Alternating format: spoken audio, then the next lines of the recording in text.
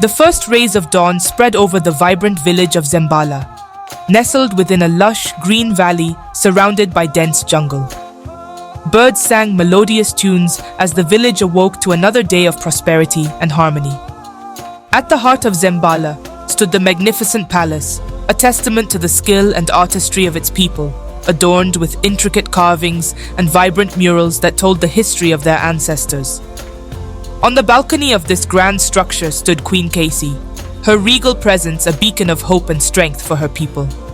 Dressed in elegant traditional attire with elaborate beadwork and a golden headpiece, she surveyed her kingdom with a blend of pride and vigilance. Her dark, piercing eyes reflected both the beauty and the burdens of leadership. The sun's golden light bathed her in a divine glow, highlighting her grace and the unyielding determination that had become her hallmark. Queen Kesi was more than a leader. She was a protector and a mother to her people. Under her wise and benevolent rule, Zembala had flourished, becoming a sanctuary of peace and prosperity in a land often torn by strife. Yet beneath the tranquility, there was a simmering tension, an undercurrent of unease that Kesi could feel in her bones. As the morning progressed, the queen's intuition proved accurate. A scout, breathless and covered in the dust of a long journey, burst into the palace council room. The room, filled with the queen's trusted advisors and warriors, fell silent. The air was thick with anticipation as all eyes turned to the young man, whose face was a mask of urgency and fear. "Your Majesty," he gasped, dropping to one knee. "An enemy approaches from the north. They are many, and they come with ill intent."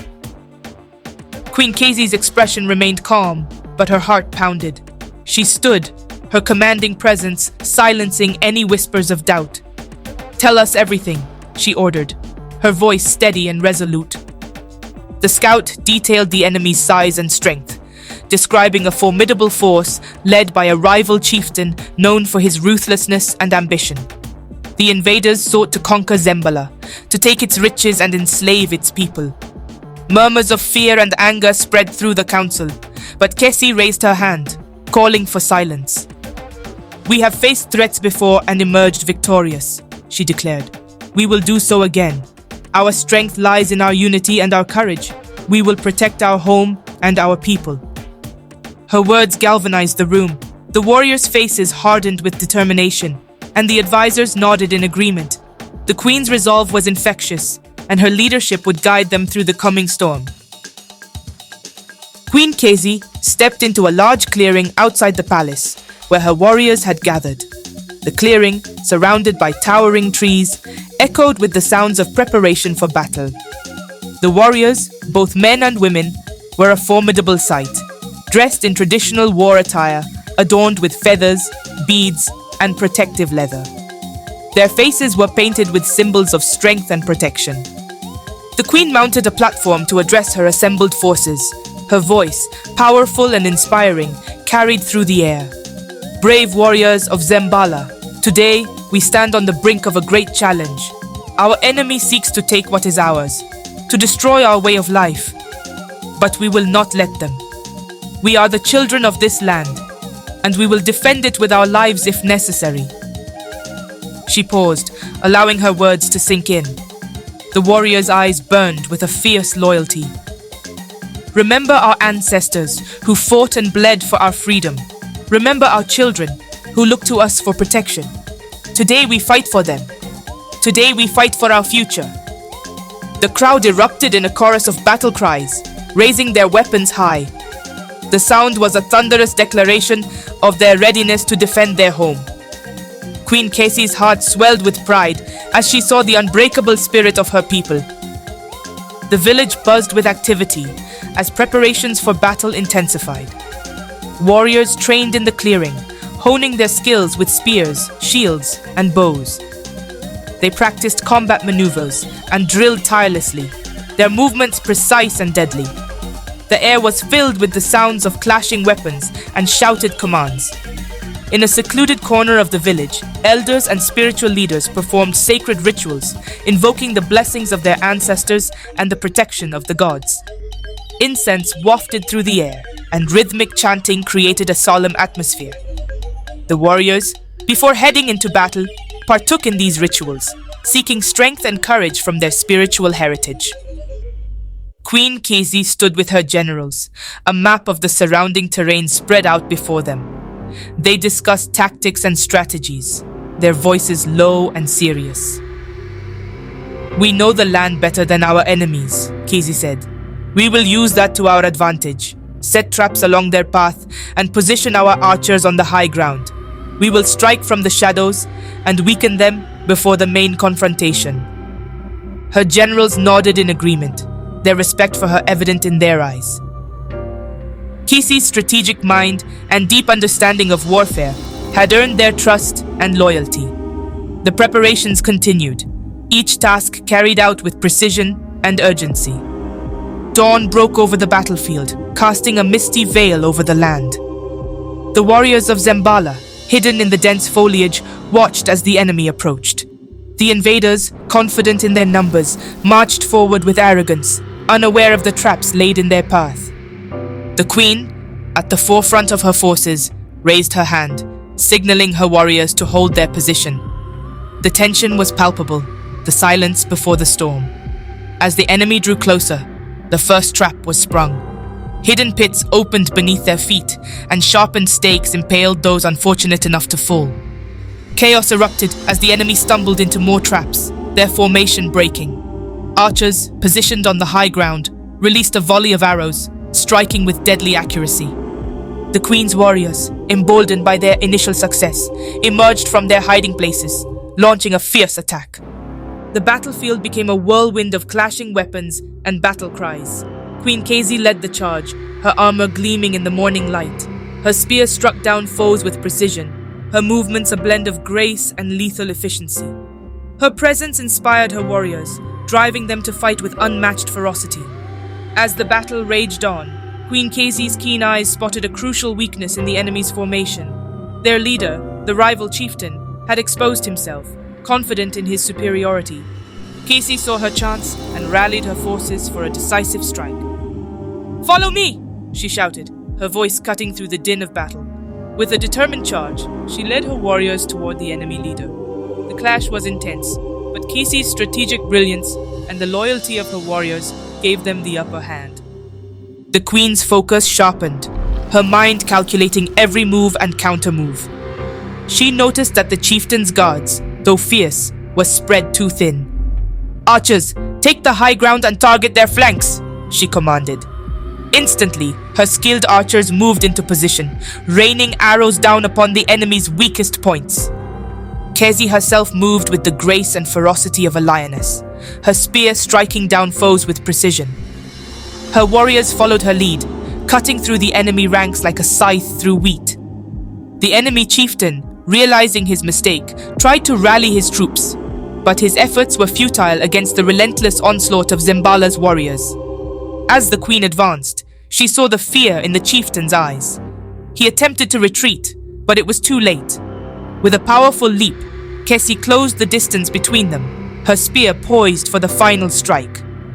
The enemy chieftain, in a last desperate attempt, swung his sword at her, but Kesi parried with ease. Her spear found its mark, piercing his heart. The chieftain fell, his lifeblood staining the earth. With their leader defeated, the enemy forces began to waver. Panic spread through their ranks as they realized their cause was lost. The warriors of Zembala, sensing victory, pressed their advantage with renewed vigor. The once fearsome invaders now scrambled to escape the wrath of Kesi's forces. "Drive them back! Show them no mercy!" Kesi's voice rang out, steely and unwavering. Her warriors pursued the fleeing enemy, ensuring they would not regroup or pose a threat again. The battlefield, once a chaotic melee, now began to clear as the enemy was routed. In the aftermath, the queen walked among her fallen and wounded warriors, her heart heavy with the cost of victory. She knelt beside those who had given their lives, offering silent prayers for their souls. The surviving warriors gathered around her, their faces reflecting the exhaustion and relief of having emerged victorious. The tide of battle had turned, and with it, the future of Zembala was secured.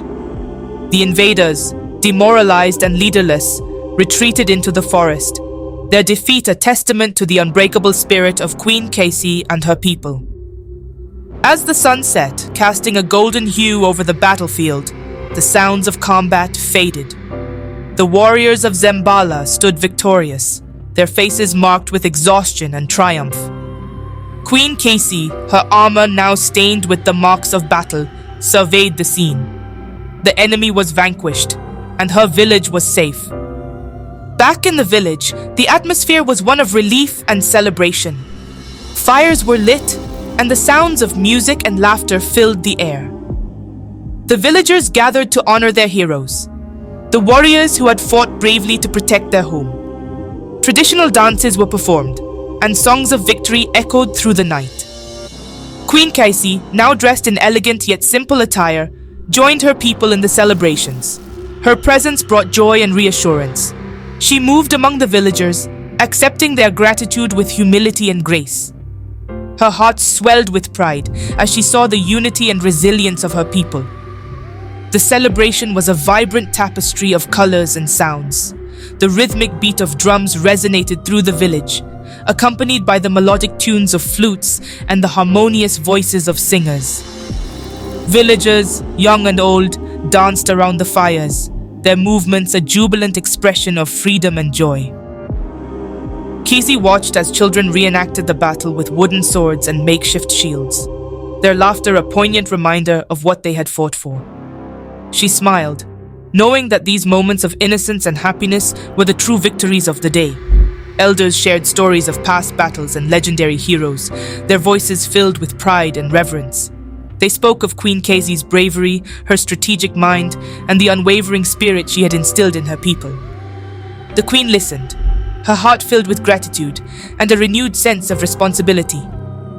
Amidst the celebration, a group of young warriors approached the queen, carrying a beautifully crafted shield. It was adorned with intricate carvings, depicting the battle and the victory. "Your Majesty," one of them said, "we present this to you as a symbol of our gratitude and respect. You led us with courage and wisdom. You are our shield and our strength." Kesi accepted the shield with tears in her eyes, deeply moved by the gesture. "Thank you," she said, her voice choked with emotion. "I am honored to lead such brave and noble people. This victory belongs to all of us." The night continued with feasting and storytelling. The queen shared a meal with her warriors, listening to their tales of bravery and bonding with them over their shared experiences. She made a point to speak with the families of those who had fallen, offering her condolences and promising that their sacrifices would never be forgotten. As the fires burned low and the village slowly quieted, Kesi took a moment to herself. She stood at the edge of the village, looking out over the darkened landscape. The stars above seemed to shine brighter, as if acknowledging the day's victory. The queen reflected on the battle, the lives lost, and the future that lay ahead. She knew that there would be more challenges, but she was confident in the strength and resilience of her people. The celebration marked not just the end of a battle, but the beginning of a new chapter for Zembala. Under Queen Kesi's leadership, they had faced a formidable enemy and emerged victorious. The unity and determination they had shown would continue to guide them, ensuring that their village would thrive in the years to come. As dawn approached, signaling the end of the night's festivities, Queen Kesi felt a deep sense of peace. She had fulfilled her duty to protect her people, and in doing so, had strengthened the bonds that held them together. The village of Zembala was safe, and its future was bright. Queen Kesi continued to rule with wisdom and compassion, her legacy one of strength and unity. The story of her bravery in battle spread far and wide, inspiring neighboring villages and earning her the respect of allies and former enemies alike. Under her guidance, Zembala flourished. The village expanded, its defenses strengthened, and its people thrived. Kesi encouraged the education of the young and the preservation of their cultural heritage, ensuring that the lessons of the past would guide them in the future. The queen's vision for Zembala was one of peace and prosperity. She worked tirelessly to forge alliances, promote trade, and improve the lives of her people. Her leadership brought about a golden age for the village, a testament to her unwavering dedication and the strength of her character. As the years passed, Queen Kesi became a beloved figure, not only in Zembala, but throughout the land. Her story was told and retold, a source of inspiration for generations to come. The shield presented to her by her warriors remained a symbol of their unity and victory, proudly displayed in the palace for all to see. Kesi's legacy endured long after her reign. She had shown that even in the face of great adversity, a community united by courage and compassion could achieve greatness. Her name became synonymous with strength, wisdom, and the enduring spirit of her people. And so, the village of Zembala thrived, its future secure in the hands of its brave and resilient queen. The land she had fought to protect remained a beacon of hope and prosperity, a testament to the power of unity and the indomitable spirit of its people.